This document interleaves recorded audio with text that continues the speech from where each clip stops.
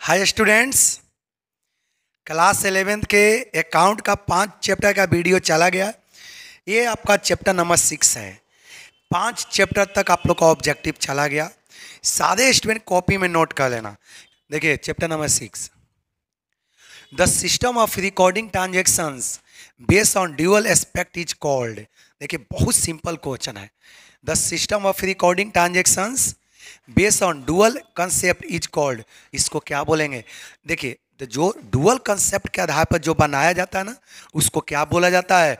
Double entry system. देखो double entry system, double account system में तो होता ही नहीं है, सिंगल एंट्री सिस्टम नहीं ना। इसका सही आंसर ये होगा, डबल एंट्री सिस्टम। जो डुअल सिस्टम के आधार पर जो बनाया जाता है, डुअल कंसेप्ट किसको बोलते हैं? वैसा एवरी ट्रांजेक्शन है to aspect, debit and credit. प्रत्येक ट्रांजेक्शन के दो पहलू होता है, एक का डेबिट होता है तो दूसरे का क्रेडिट। इसी को बोलते हैं डुअल एस्पेक्ट। तो इसको क्या बोलेंगे? Double entry system. ठीक, नेक्स्ट पॉइंट चलते हैं। देखिएगा, which of the following is not base of accounting. बताइए, which of the following is not basis of accounting. Basis of accounting कौन नहीं है? कैश बेसिस, ये तो है ही, आप लोग को कॉपी में लिखवाए हैं। एक्रूअल बेसिस, ये भी तो है ही। बोथ ए एंड बी, ये भी है। आपसे देखो क्या बोला है, आपसे क्या बोला है कि कौन नहीं है? नॉट। आपसे क्या बोला है कि कौन बेसिस ऑफ अकाउंटिंग नहीं है? तो देखिए क्रेडिट बेसिस नहीं, ये कहाँ लिखवाए हैं?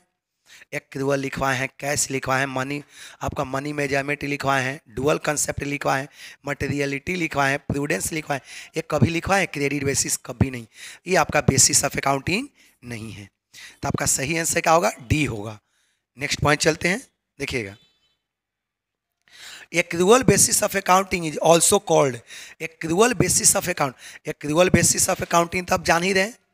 इस साल के जितना भी एक्सपेंस है, एक्रूअल बेसिस ऑफ अकाउंटिंग क्या बोलता है कि इस साल का जितना भी एक्सपेंस है इसी साल रिकॉर्ड करना चाहिए, चाहे हमने पेमेंट किया हो या नहीं। या इनकम के रेस्पेक्ट में भी क्या बोलता है कि all incomes related with current year must be recorded in current year whether it is receive और नॉट। क्या बोलता है कि सारे इनकम जो इस साल से रिलेटेड है इसको इसी साल रिकॉर्ड करना चाहिए, चाहे हमको मिला हो या नहीं मिला हो। ठीक ना? तो देखिए आपको यही बोला है, accrual basis of accounting also called. Accrual basis of accounting को क्या कहेंगे?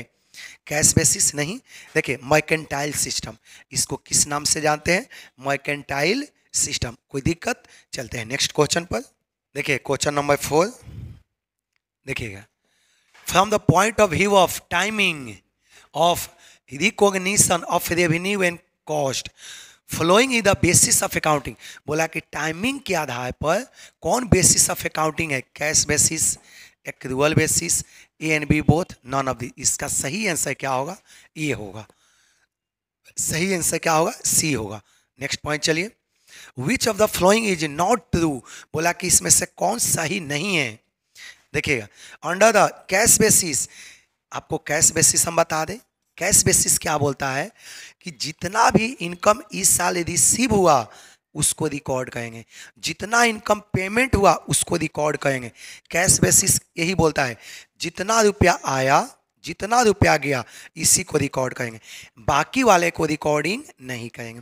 ये कैश बेसिस बोलता है। देखिएगा, under cash basis entry in the book of account are made when cash receive and paid. ये सही है। आपसे क्या बोला है कि कौन नॉट ट्रू, बोला है कि कौन सही नहीं है। ये तो सही है, कैश बेसिस में होता ही है। कैश बेसिस में किसके आधार पर होता है? रिसीव एंड पेमेंट के आधार पर। इस साल जितना रुपया आया सबको रिकॉर्ड होगा, इस साल जितना रुपया गया सबको रिकॉर्ड होगा। तो इसमें रिसीव और पेमेंट के आधार पर होता है। ठीक ना? चलिए नेक्स्ट, तो आपका सही है। चलिए बी नंबर देखिए, under the accrual basis revenue and cost are recognise in the period in which they occur other than paid. ये भी सही है। आपको क्या देखना है कि कौन सही नहीं है? ये भी सही है। एक्रूअल कंसेप्ट क्या बोलता है कि जितना भी एक्सपेंस इस साल से रिलेटेड है इसी साल रिकॉर्ड करेंगे, चाहे हमने पेमेंट किया हो या नहीं किया हो। ये भी सही है। आगे बढ़ते हैं, चलते हैं सी पर। देखिएगा, सी नंबर क्या बोला? देखिए, अकाउंटिंग स्टैंडर्ड आ रहा है, written statement of uniform accounting rules guidelines and practice, ये भी सही है। अकाउंटिंग स्टैंडर्ड है, रिटन डॉक्यूमेंट्स है, रिटन स्टेटमेंट है किसका, यूनिफॉर्म। यूनिफॉर्म मतलब होता है अकाउंटिंग स्टैंडर्ड की वजह से ही प्रत्येक कंपनी के बुक्स ऑफ अकाउंट एक जैसा दिखता है। एक रूल्स है, गाइडलाइन, ये भी सही है। आगे देखिएगा, there are 3 system of recording business transaction, हाँ एक गलत है। क्या बोला कि there are 3 system of recording business transaction, नहीं, ये 3 सिस्टम नहीं है। नेक्स्ट पॉइंट चलिए 6 number, accounting process is, accounting process क्या है, accounting cycle, accounting mirror, accounting cash, none of these. Accounting process किसको बोलते हैं, अकाउंटिंग साइकिल को बोलते हैं।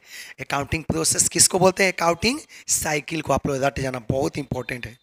नेक्स्ट पॉइंट देखिएगा, देखिए विच of the flowing will not be recorded in books of account, बोला कि इसमें से किसको बुक्स ऑफ अकाउंट में रिकॉर्ड नहीं होता है।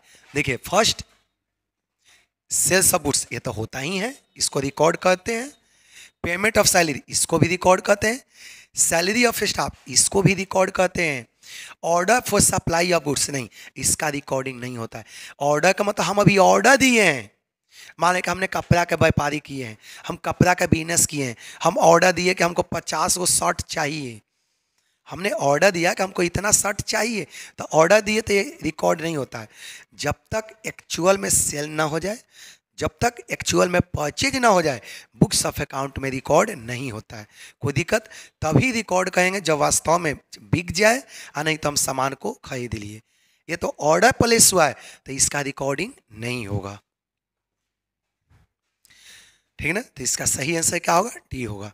नेक्स्ट पॉइंट चलिए, देखिए under the cash basis of accounting expenses are recorded. देखिए कैश बेसिस के आधार पर एक्सपेंस को कब रिकॉर्ड करेंगे, on payment, on expense being due, both, none of the. इसका सही है आंसर है ए। कैश बेसिस में आप जान ही रहे हैं कि किसके आधार पर होता है रिकॉर्डिंग, पेड के आधार पर, और दूसरा किसके आधार पर, रिसीव के आधार पर।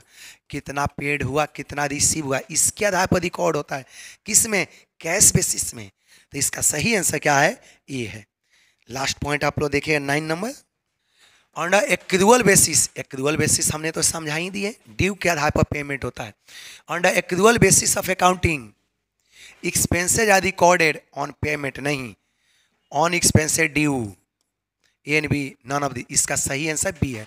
एक्रूअल बेसिस में ड्यू के आधार पर पेमेंट होता है। जैसे मान लें कि मेरा स्टाफ है, महीना लग गया, हम पेमेंट नहीं किए, उसके बावजूद भी एक्सपेंस को रिकॉर्ड करेंगे। एक्रूअल कंसेप्ट यही तो बोलता ही है कि सारे एक्सपेंस इस साल से रिलेटेड है, सारे एक्सपेंस जो इस साल से रिलेटेड है इसी साल रिकॉर्ड करेंगे, चाहे हमने पेमेंट किया हो या नहीं किया हो, ठीक ना। तो इसको बोलते हैं ड्यू के आधार पर। जैसे महीना लग गया, इसका मतलब कि एक्सपेंस हो गया, चाहे आप पेमेंट करो या ना करो, ठीक ना। तो इसका सही आंसर क्या है, डी। देखिएगा चैप्टर नंबर 6 का वीडियो समाप्त हो गया। चैप्टर नंबर 6 में टोटल जो क्वेश्चन आपका है 9 क्वेश्चन है। चैप्टर नंबर 6 में टोटल क्वेश्चन कितना है, 9। आप लोग सारे स्टूडेंट उतार लेना, ठीक ना। इसमें कहीं दिक्कत नहीं, सारा वीडियो प्ले लिस्ट में भी दिख जाएगा। जिसको भी जो भी वीडियो चाहिए आप लोग प्ले लिस्ट में जाकर देख लेना। जिसको भी वीडियो चाहिए आप लोग प्ले लिस्ट में जाके वीडियो क्या कर सकते हो, सर्च कर सकते हो। आपको कोई भी वीडियो चाहिए प्ले लिस्ट में जाके आप लोग देख लेना। अधिक से अधिक आप लोग चैनल को सब्सक्राइब करो, लाइक करो, और जितना भी कॉमर्स का स्टूडेंट है उसके पास शेयर करो, ताकि हम लोग को भी अच्छा लगे। ठीक, सभी को थैंक यू।